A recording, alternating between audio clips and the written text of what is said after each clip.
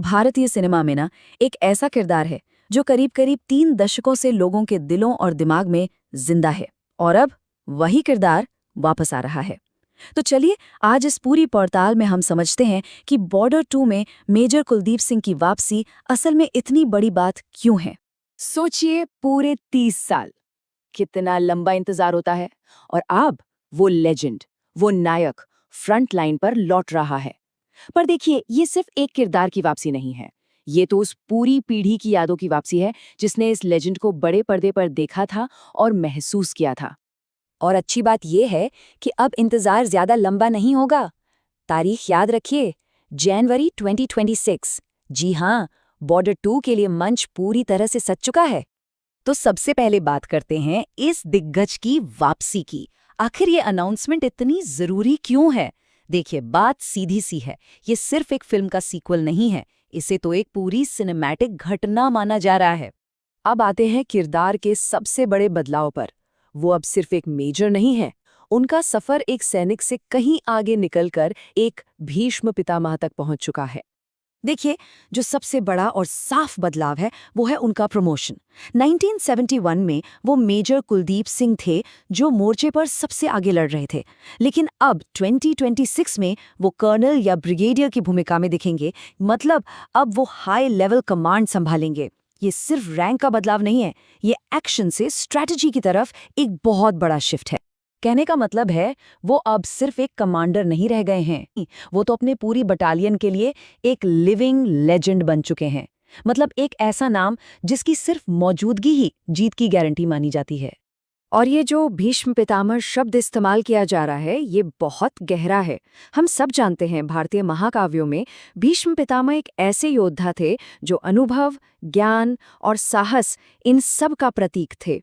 वो एक ऐसा मजबूत स्तंभ थे जिसे कोई हिला तक नहीं सकता था।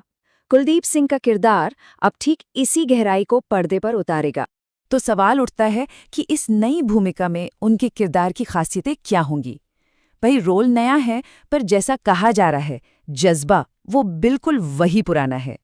तो देखिए, उनके 3 बड़े रोल होंगे। सबसे पहला, वो होंगे मुख्य आधार।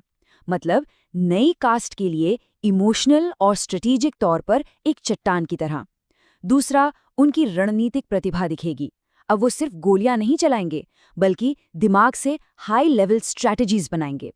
और तीसरा, वो एक संरक्षक और गुरु की भूमिका में होंगे, यानी युवा सैनिकों के लिए एक फादर फिगर। लेकिन घबराने की कोई बात नहीं, उनका वो जो सिग्नेचर हिंदुस्तानी जज्बा है ना, वो कहीं नहीं गया है। वो वैसा का वैसा ही है। बस अब उसमें एक ऐसे इंसान की वो गंभीरता भी जुड़ गई है जिसने युद्ध की असली कीमत अपनी आंखों से देखी है। चलिए, अब बात करते हैं उस चीज की जिसका सबको इंतजार है, कि पर्दे पर उनकी मौजूदगी आखिर होगी कैसी। हमें क्या देखने को मिलेगा? फिल्म का टोन कैसा होगा, इसका अंदाजा आप इस एक लाइन से लगा सकते हैं। कहते हैं कि अगर पहली फिल्म मैं के बारे में थी, तो ये सीक्वल बलिदान और विरासत के बारे में होगा। मतलब साफ है, डायलॉग्स में एक जबरदस्त गहराई और मैच्योरिटी देखने को मिलने वाली है। तो पर्दे पर क्या दिखेगा? सबसे पहले वो पावरफुल मोनोलॉग्स जो रोंगटे खड़े कर देते हैं। उनकी मौजूदगी ऐसी होगी जो सिर्फ डर नहीं, बल्कि दिल से सम्मान पैदा करे। उन्हें एक अजेय शक्ति यानी इनविंसिबल फोर्स की तरह दिखाया जाएगा, वो जो तब सामने आता है जब सारी उम्मीदें टूट चुकी होती हैं। और आखिर में ये समझना बहुत जरूरी है कि ये किरदार सिर्फ एक फिल्मी हीरो नहीं है, वो असल में हमारे अतीत और भविष्य के बीच एक पुल की तरह है जो पीढ़ियों को जोड़ रहा है। और असल में यही तो इस पूरी कहानी का सार है। कुलदीप सिंह का किरदार 1997 की उस क्लासिक फिल्म की यादों को आज के मॉडर्न सिनेमा से जुड़ेगा।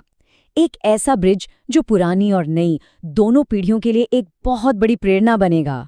तो आखिर में सवाल यही रह जाता है, क्या कुलदीप सिंह का ये नया अवतार आने वाली पीढ़ी के लिए देशभक्ति की परिभाषा को फिर से लिखेगा?